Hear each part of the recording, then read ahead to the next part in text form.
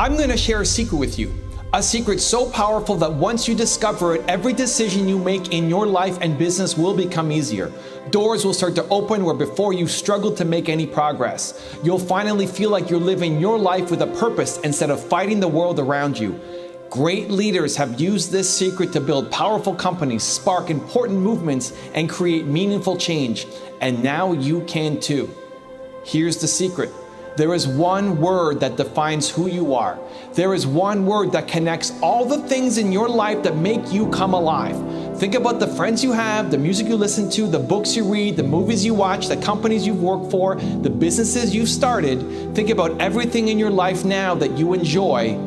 They are all connected. Until you figure out what that connection is, you'll never live up to your potential. What's your favorite song? And what does it have to do with who your best friend or favorite book is?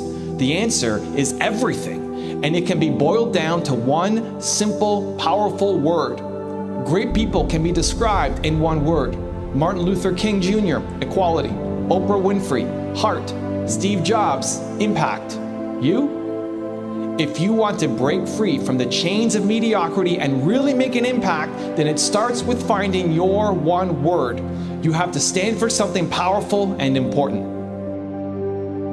On August 23rd, 1963, 250,000 people went to Washington, D.C. to hear Martin Luther King Jr. speak at the Lincoln Memorial.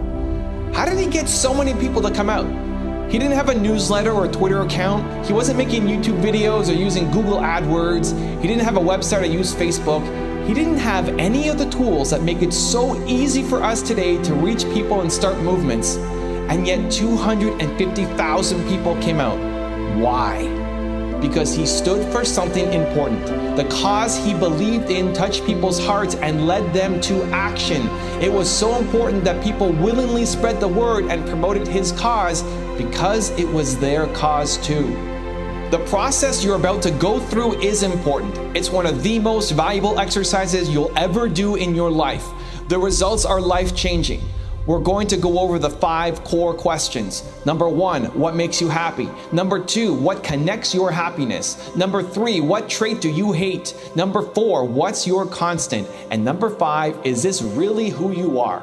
And then we'll discuss the 4 limiting beliefs that hold you back from doing something great.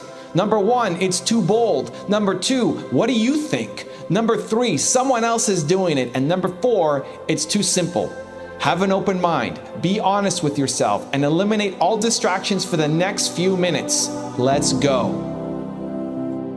If you want to achieve success, start with what makes you happy. Before worrying about what your one word is, think about everything that makes you happy. Start by making a list. Just write down what comes to mind and don't worry yet about where it leads you. Get lost in happiness and make your list. Here are a few questions to get you started. What is your favorite movie? What is your favorite book? What is your favorite song? Who is your best friend? What is your favorite quote to live by? What kind of people do you like to hang out with? Who was your favorite boss? Why are you with your significant other? Who was your favorite teacher? What do or did you love most about your parents? What activities make you come alive? What do you look forward to most in your week? When was the last time you felt overwhelmingly happy? Answer these questions and add whatever else comes to mind that makes you happy. Fill the page with happiness and feel the energy that comes from it. This is where the magic starts to happen. You have your page of all the things that make you happy, right? If not, do it now. It's important. Don't just watch another video. I want you to take action.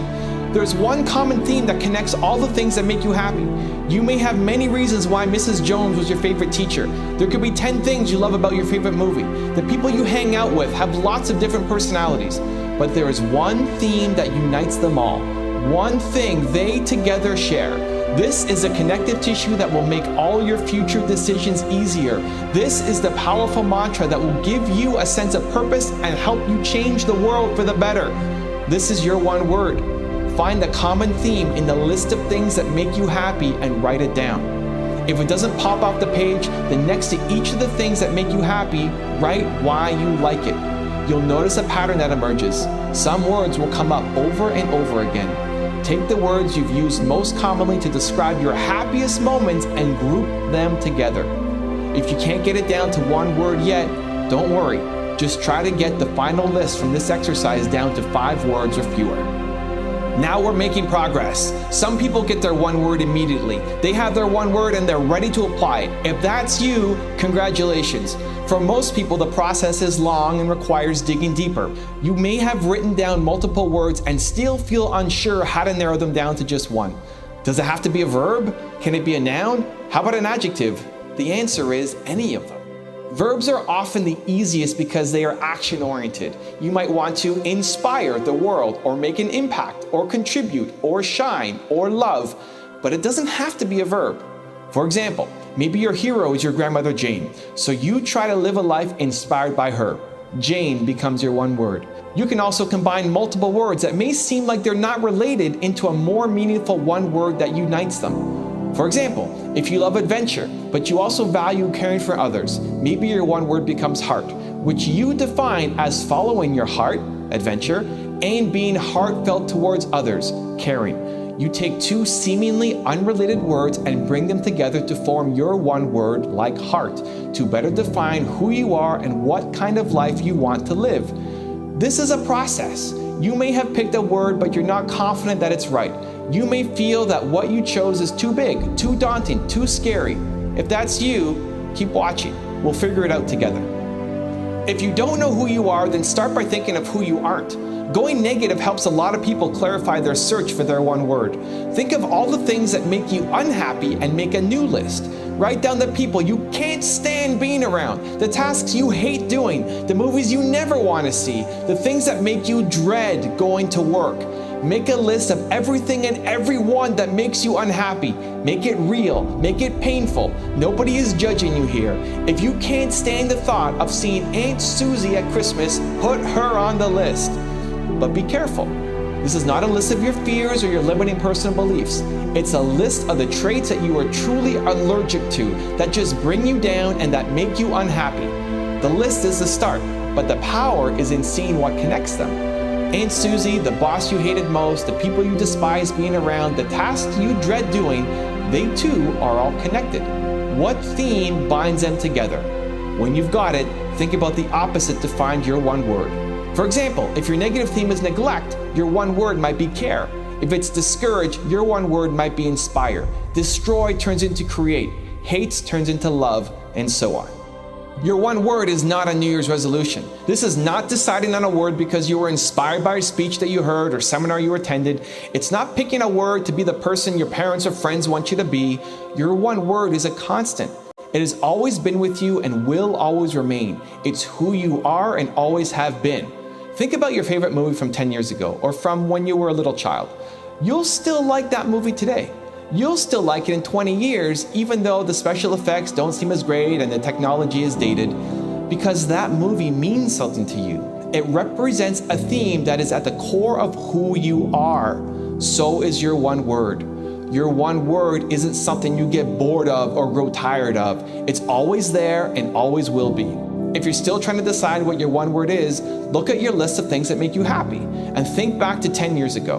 Which word best describes who you were back then? Think about how you imagine your life in 20 years. Which word best describes who you'll be then? Many things will change with time. Your opinions, your environment, your family, your friends, but your core value, your one word, doesn't change. If you're still having a hard time finding your constant, think back to your parents. There's a reason psychologists ask their patients to talk about their relationship with their parents. Now, I'm no psychologist, but I have found fairly consistently that someone's one word often has roots back in their childhood and with their parents. Quite often the core values you have today come from your parents. They shape the way you see the world, how you should treat others, and what you consider good and bad behavior. If your mother was caring, she might have taught you to care for others. Care. If your father was resourceful, he might have instilled resourcefulness in you. Resourceful. The opposite can also be true. You might have seen something in your parents that you never want to embody, so you take on the opposite of their values. If your mother had a gambling problem and constantly risks every paycheck she earned, you might seek the opposite of risk, security. If your father ran out on you when you were young and was never there for you growing up, you might crave the opposite of unreliable, dependable. Spending a few minutes thinking about your parents and the mark they left on you could reveal the answer to finding your one word. You can build a life and business around security or dependable just as much as you can around belief, care, or resourceful. Your parents impacted you in positive and negative ways. Having an awareness of their impact can set you up for future success. What, you might ask, if my one word is money? It's not. If you think it is, you just haven't found out what truly makes you come alive. Now, don't get me wrong, money is great. Money lets us do amazing things. We need to make money to stay alive, and the more money we make, the more we can build. But understand this, money is a tool, not a core value. It can help take you where you want to go, but it's not the driver. There is always something deeper behind the need for money, and until you figure that out, you'll always limit yourself. Money comes from providing value. If people aren't willing to pay you for what you're doing, you're not giving them enough value. On the flip side, the way to make a lot of money quickly is to provide a lot of value quickly. Why do you love money so much? Say your dream is to make enough money in the next year to travel around the world. What you're really seeking isn't money, it's adventure, experiences, or excitement. What most people do is set a money goal, then try to figure out the fastest way to reach that money goal. They take on business opportunities that they aren't excited about because it promises to move them closer to their money goal. They tell themselves they don't care what they do, within reason, as long as it brings in the money because that's their real goal. They say it doesn't matter, but it does matter. Money comes from giving value, and if you don't have the love for your business, then you won't put in the crazy work that's needed to provide that value. You'll quit as soon as it starts getting hard. And the idea of working hard at something you don't like just so that you can live the life you want at some point in the future is crazy to me. Start living that life now. Saying that money is your one word is a crutch. You just haven't dug deep enough inside yourself to discover who you really are. For all of this to work, you have to be brutally honest and real with yourself. This isn't about who you should be or hope to be. It's not about what your family wants you to be or what your culture tells you to be. It's about who you really are and leveraging that to build a purposeful and happy life for yourself. It's about living your version of your life and following your dreams, not theirs. If you keep living in a world where you can't be yourself and you're constantly striving for this ideal life of someone who isn't who you actually are, you'll never be fulfilled. You don't have to be ashamed or afraid of your one word. It's who you are, and it will guide you for the rest of your life.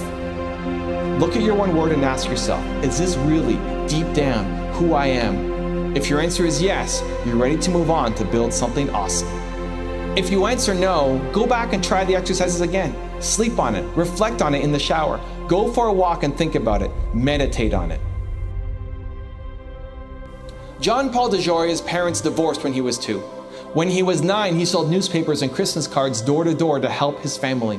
When his single mother wasn't able to support him anymore, he was sent to live in a foster home in Los Angeles, where he joined a gang and where his high school math teacher told him he would never succeed at anything in life. His later jobs included being a janitor and an insurance salesman. Today, he's a billionaire. Oprah Winfrey was originally named Orpah, but people mispronounced it so often that she kept the name Oprah. She was born to an unmarried teenage mother who worked as a maid. She spent the first years of her life in poverty and was so poor that she often wore dresses made out of potato sacks, and the local kids teased her about it. She was molested by her cousin, uncle, and family friend when she was 9. At 13, she ran away from home, and at 14, had a child who died prematurely. She is currently North America's first and only multi-billionaire black person. When Abraham Lincoln was 9 years old, his mother died from an illness. He was formally educated for less than 1 year. He gave all the income he earned to his father until he was 21. The first love of his life died when he was 22. 3 of the 4 children he had died before they reached adulthood. His wife was eventually committed to a mental health asylum, and he suffered from melancholy, now referred to as clinical depression. In his political career, he was defeated 8 times trying to be everything from a congressman to senator to vice president. In 1860, he won the election to become President of the United States and is now considered to be one of the greatest presidents in American history. How do their stories compare to yours? It's hard to imagine that you had less support than John Paul DeJoy, had fewer resources than Oprah Winfrey, or more personal setbacks than Abraham Lincoln. You have in this video and inside you the tools you need to succeed. It's up to you. Act boldly for your sake and the world's. Believe.